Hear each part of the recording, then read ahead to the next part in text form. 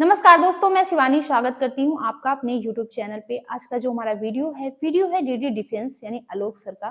तो स्टार्ट करते हैं वीडियो और मिलते हैं वीडियो की एंड में। बट वीडियो स्टार्ट करने से पहले मेरी आप सभी दोस्तों से रिक्वेस्ट है, प्लीज वीडियो को लाइक और चैनल पे नए हैं चैनल को सब्सक्राइब भी कर दिया करें। बेल आइकन प्रेस कर दे तो और अच्छा है, जिससे हमारे आने वाली जो वीडियो होगी इसकी नोटिफिकेशन आप तक पहुंचेगी। तो स्टार्ट करते हैं वीडियो। दोस्तों, एक तरफ यूनाइटेड किंगडम में पाकिस्तानी जो ग्रूमिंग गैंग्स है उनको लेकर बवाल मचा हुआ है। वहां बहुत बड़े एक्शन की मांग की जा रही है इनके खिलाफ। तो दूसरी तरफ कई देशों से पाकिस्तानियों को भगाया जा रहा है और इन देशों में कई देश तो मुस्लिम देश हैं। तो दुनिया भर में क्या होने वाला है पाकिस्तानियों के साथ, इसका चालू हो जीता गया जागता इनका। सबूत अभी आपको इस वीडियो में मिलने वाला है। दुनिया के 7 देशों ने 258 पाकिस्तानियों को लात मारकर बाहर भगा दिया है। अब यह खबर अगर भारतीय मीडिया में आएगी तो पाकिस्तानी फौरन हाय तौबा मचाने लगेंगे, इसे भारत का प्रोपेगेंडा पाकिस्तान को बताने वापस लगेंगे। लेकिन आएगी। पाकिस्तानियों, ये भारतीय मीडिया की नहीं बल्कि तुम्हारी अपनी मीडिया की खबर है। देख लो गौर से। खबर बता रही है कि 7 देशों ने पिछले 24 घंटे में अपने यहां से 258 पाकिस्तानियों को डिपोर्ट कर दिया है और यह खबर भी बिल्कुल ताजा तरीन है। क्यों भाई पाकिस्तानियों, इस खबर को पढ़कर सुनकर तुम लोगों को तो बहुत फक्र महसूस हो रहा होगा ना। भाई हो भी क्यों ना, तुम्हारे देश का मान बढ़ गया है ना इससे, है ना। अरे भाई कारनामे ही ऐसे किए तुम लोगों ने, तो फक्र तो होना ही चाहिए। खैर, मैं अपने दोस्तों को बताता हूं कि इन पाकिस्तानियों को रिटर्न फ्लाइट में क्यों बिठाया गया था। ऐसी कौन सी करतूत इन्होंने की जिससे इन पाकिस्तानियों ने कि केवल 24 घंटे में 258 लोगों को 7 देशों से डिपोर्ट कर दिया गया। असल में ये पाकिस्तानी हैं ही इतने टैलेंटेड, जहां जाते हैं पाकिस्तान का नाम रोशन कर देते हैं। ऐसा परचम लहरा देते हैं कि वो देश फौरन से पेशतर इन्हें वापसी का टिकट थमा देते कि भैया निकलो यहां से। तो सबसे पहले आपको बता दूं कि वो 7 देश कौन कौन से हैं जिन्होंने अपने यहां से पाकिस्तानियों को वापस भेजा है। वो देश हैं सऊदी अरब, संयुक्त अरब अमीरात यानी यूएई, चीन, कतर, इंडोनेशिया, साइप्रस और नाइजीरिया। 258 लोगों में से केवल 14 के पास पाकिस्तानी पासपोर्ट थे, बाकियों के पास इमरजेंसी ट्रेवल डॉक्यूमेंट ही थे। 258 में से 232 पाकिस्तानियों को तो केवल सऊदी अरेबिया ने भगाया है। इन 232 लोगों में से 7 तो भिखारी थे, 2 ऐसे थे जो बिना परमिट के हज कर रहे थे और उसी दौरान इन्हें पकड़ा गया था। उन्हें सजा दी गई थी और फिर सजा पूरी होने के बाद पाकिस्तान भेज दिया गया। 4 ऐसे पाकिस्तानी भगाए गए जो उम्रा के लिए मिले वीजा का समय पूरा होने के बाद भी वहीं रह गए थे। 27 तो बिना परमिट के वहां काम कर रहे थे। 16 लोग ऐसे थे जिनका वीजा खत्म हो चुका था, लेकिन वो लौटने की बजाय वहीं छुप कर रह रहे थे। 112 पाकिस्तानियों को इसलिए निकाला गया क्योंकि वो जहां काम कर रहे थे उन्होंने इन पाकिस्तानियों की शिकायत की थी। 63 दूसरे पाकिस्तानियों पर अलग अलग तरह के आरोप थे। यूएई से 21 पाकिस्तानियों को गेट आउट कहा गया है। इनमें से 4 ड्रग्स ट्रैफिकिंग में शामिल थे। बिना लीगल डॉक्यूमेंट्स के रहना, वीजा खत्म हो जाने पर चोरी छिपे रहना, बिना परमिट के हज करना, मतलब गजब हाल है पाकिस्तानियों का यार। और उसके ऊपर ड्रग्स तस्करी भी। लेकिन सबसे मजेदार तो भीख मांगने का मामला है। पाकिस्तानियों को तो अरब वालों ने इंटरनेशनल भिखारी करार दे दिया है।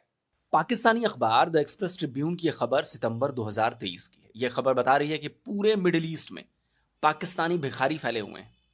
मिडिल ईस्ट के 90% प्रोफेशनल भिखारी पाकिस्तान के रहने वाले हैं। वाह भाई वाह, प्रोफेशनल भिखारी। चलो, किसी चीज में तो महारत हासिल है तुम लोगों को। अब जब पूरा देश ये भीख मांग मांग कर चल रहा है तो फिर तुमने भीख मांगे ली तो क्या हो गया। अब देखिए, पिछले साल सऊदी गवर्नमेंट ने चेतावनी जारी कर दी थी कि पाकिस्तानी भिखमंगे हज और उम्रा के लिए आने वाले लोगों के लिए मुसीबत बन सकते हैं। जुलाई 2024 में सऊदी गवर्नमेंट ने पाकिस्तान को सीधे सीधे बोल दिया कि भिखारियों, बीमारों और अनस्किल्ड लोगों को, यानी जिन्हें कोई कामकाज करना ना आता हो, ऐसे लोगों को हमारे यहां मत भेजो। और नवंबर में तो सऊदी गवर्नमेंट और पाकिस्तानी गवर्नमेंट के बीच पाकिस्तानी भिखारियों को लेकर लंबी चौड़ी मीटिंग भी हो गई। तो यह है सऊदी अरब में पाकिस्तानी भिखारियों का खौफ। पाकिस्तान ने भले ही कई बार यह भरोसा दिलाया है कि वो इनके खिलाफ कार्रवाई करेगा, लेकिन अब तक कुछ ठोस होता नहीं दिखा है। पिछले साल यूएई ने पाकिस्तानियों को वीजा देने में पानी पिला दिया था। कई महीनों तक पाकिस्तानियों को यूएई का वीजा हासिल करने के लिए मशक्कत करनी पड़ी थी। अधिकारियों की बात छोड़ दें, पाकिस्तान के साजिश मंत्रियों हो को रही है। यूएई में इस बारे में बात करनी पड़ गई, तब भी मसला हल नहीं हुआ। जियो टीवी की खबर 9 जनवरी की है। पाकिस्तान की सीनेट बॉडी ने बताया कि यूएई ने पाकिस्तानियों के वर्किंग वीजा पर रोक नहीं लगाई है, लेकिन इसी खबर में यह भी बताया गया है कि यूएई ने पाकिस्तानियों के लिए वीजा देना अनऑफिशियली रोक दिया था। असल में मिडिल ईस्ट के देश पाकिस्तानियों से तंग आ चुके हैं। वहां काम धंधे के लिए जाने वाले पाकिस्तानियों का रेपुटेशन बहुत ज्यादा खराब है, और यह सब सीनेट की कमेटी की रिपोर्ट में आ चुका है। अब देखिए, एक कमेटी की रिपोर्ट यह बता रही है कि गल्फ कंट्रीज में पाकिस्तानियों के बजाय बांग्लादेशियों को प्रेफरेंस मिल रही है, और इसी में देखिए उसका कारण भी लिखा है यूएई में लेबर फोर्स क्राइम रेट का 50% पाकिस्तानी अंजाम देते हैं। उनका बर्ताव खराब होता है, यहां तक कि वो महिलाओं से पूछे बिना उनके वीडियोस बनाते रहते हैं। तो भाई पाकिस्तानियों, तुम्हारी इन्हीं हरकतों पर अरब देशों में तुम लोगों को टांग दिया जाता है, वही बहुत बड़ी बात है। और कुछ को भेज दिया जाता है तो खैर मनाओ। हर देश यूनाइटेड किंगडम की तरह थोड़ी ना होता है, जो तुम्हारे ग्रूमिंग गैंग जैसे घिनौने क्राइम को भी दबाने छिपाने में लगा हुआ है। लेकिन ये बात जान लो कि वहां भी तुम्हारे खिलाफ चिंगारी सुलग चुकी है, और वो दिन दूर नहीं जब ये चिंगारी ऐसी लपटों में बदल जाएगी कि यूके में ग्रूमिंग गैंग चलाने वाले एक एक पाकिस्तानियों को चुन चुन कर उनसे हिसाब लिया जाएगा। टेस्ला के सीईओ एलन मस्क पिछले कई दिनों से यूनाइटेड किंगडम के ग्रूमिंग गैंग्स को लेकर केयर स्टारमर गवर्नमेंट पर हमलावर है। मस्क ने पाकिस्तान को लेकर भी खूब हमले बोले हैं, लेकिन पाकिस्तान की औकात नहीं कि वो मस्क को जवाब दे सके। लेकिन जब भारत की एक सांसद प्रियंका चतुर्वेदी ने यूनाइटेड किंगडम के ग्रूमिंग गैंग को एशियन गैंग कहे जाने का विरोध किया और कहा कि ये गैंग्स एशियन नहीं बल्कि पाकिस्तानी हैं, तो पाकिस्तानियों को मिर्ची लग गई। पाकिस्तानी मीडिया से लेकर पाकिस्तानी प्राइम मिनिस्टर के सलाहकार और पाकिस्तान सरकार के स्पोक पर्सन राना एहसान अफजल तक ने प्रियंका चतुर्वेदी के खिलाफ मोर्चा खोल दिया, जबकि एलन मस्क ने भी प्रियंका की बात को सही ठहराया था। लेकिन पाकिस्तानी मस्क को कुछ नहीं कह रहे। असल में इन पाकिस्तानियों को पता है कि 20 जनवरी के बाद अमेरिका में मस्क की पावर केवल ट्वीट में नहीं दिखेगी, ट्रंप के हर फैसले पर मस्क की छाप होगी। तो मस्क से पंगा लेने का मतलब अमेरिका से पंगा लेना। अब अमेरिका के आगे कटोरा लिए खड़े पाकिस्तान की औकात है क्या मस्क से टकराने की? वैसे आपको बता दूं कि यूनाइटेड किंगडम के ग्रूमिंग गैंग को पाकिस्तानी ग्रूमिंग गैंग केवल भारत के सांसद ने ही नहीं कहा है। ये तो वहां के कई जर्नलिस्ट हैं, सोशल मीडिया एक्टिविस्ट हैं, पॉलिटिशियंस हैं, और यहां तक कि एक आध मौलवी मौलाना भी हैं, वो भी यही कह रहे हैं। यूके में साल 2012 में रॉकडेल ग्रूमिंग गैंग केस बहुत चर्चा में था। इसका सरगना जानते कौन था?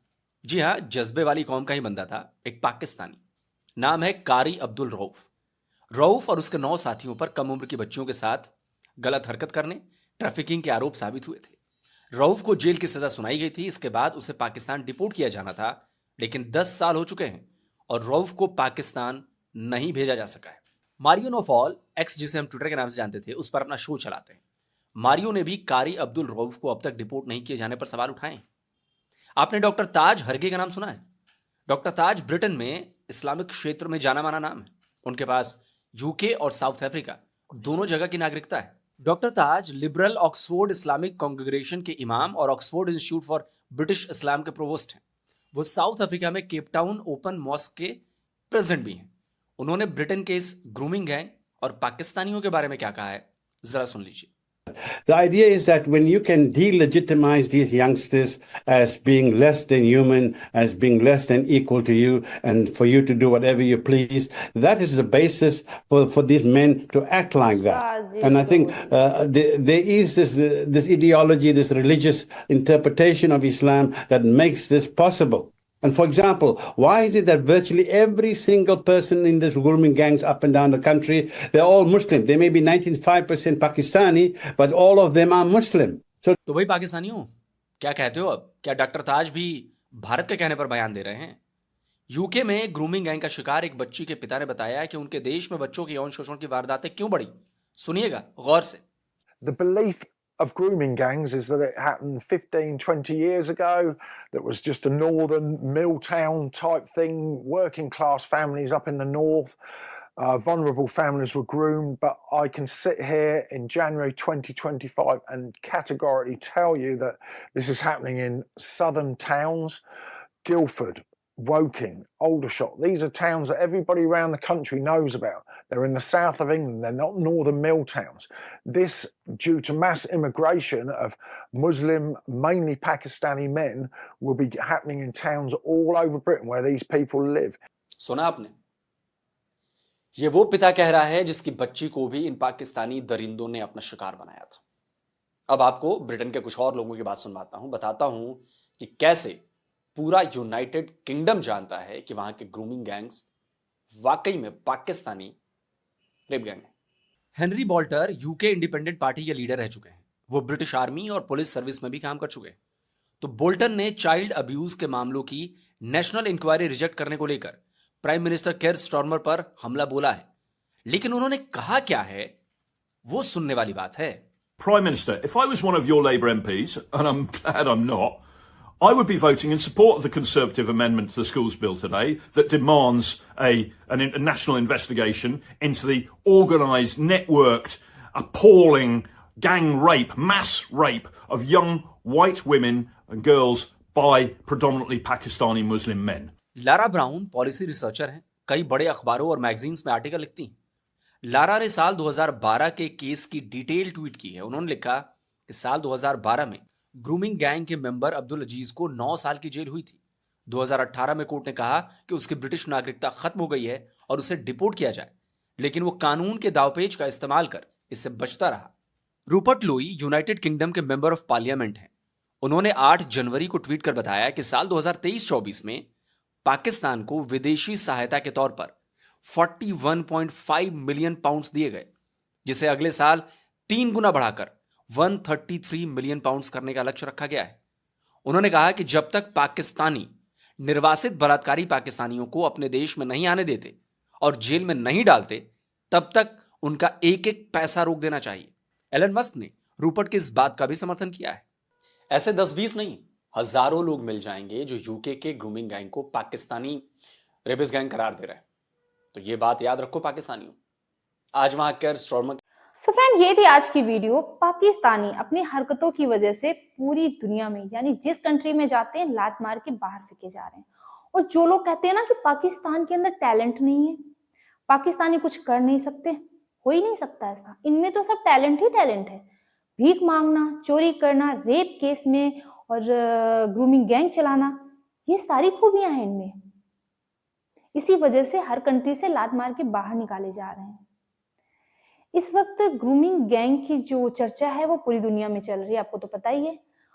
और ये जो मसला है ना ग्रूमिंग गैंग का, ये बहुत बड़ा मसला बताया जा रहा है दुनिया का। ये पाकिस्तानी ग्रूमिंग गैंग चलाते हैं, जिसमें कि जो छोटी छोटी बच्चियां होती हैं, 13 साल, 14 साल, 15 साल की जो बच्चियां होती हैं, उनको फंसा करके फिर ये जो ग्रूमिंग गैंग है इनका, उनकी जिंदगी बर्बाद करते हैं और ये पूरी दुनिया से बाहर निकाले जा रहे हैं। अभी कुछ दिन पहले एलन मस्क ने इस पे ट्वीट किया था, शायद उन्होंने खुल के पाकिस्तानियों को खूब धोया था, लेकिन पाकिस्तानियों में हिम्मत नहीं है कि बात कर दें। इनकी हिम्मत तभी आती है जब कोई भारत से अगर कोई बात करता है, तब इनकी हिम्मत आती है, बाकी कहीं से बात नहीं करते। और पता नहीं किस मिट्टी से बने जानवर हैं कि इन पे कोई फर्क भी नहीं पड़ता। जिस कंट्री से निकाले जा रहे हैं उनमें जो है मुस्लिम कंट्री शामिल हैं, क्योंकि इनको बर्दाश्त कोई नहीं कर सकता है। इनकी हरकतें ही ऐसी हैं। पाकिस्तान को 7 देशों से बाहर निकाला गया है और उन 7 देशों में यूएई और चीन भी है। बिना परमिट के हज करते पकड़े गए। गजब है पाकिस्तानियों का भाई। पाकिस्तान के अधिकारियों ने ही बताया कि 24 घंटे के भीतर 7 देशों ने 258 पाकिस्तानियों को बाहर निकाला है।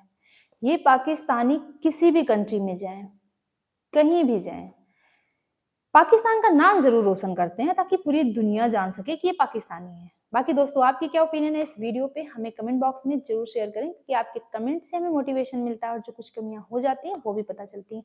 तो मिलते हैं नेक्स्ट रिएक्शन में किसी अच्छे से टॉपिक के साथ। तब तक के लिए थैंक यू।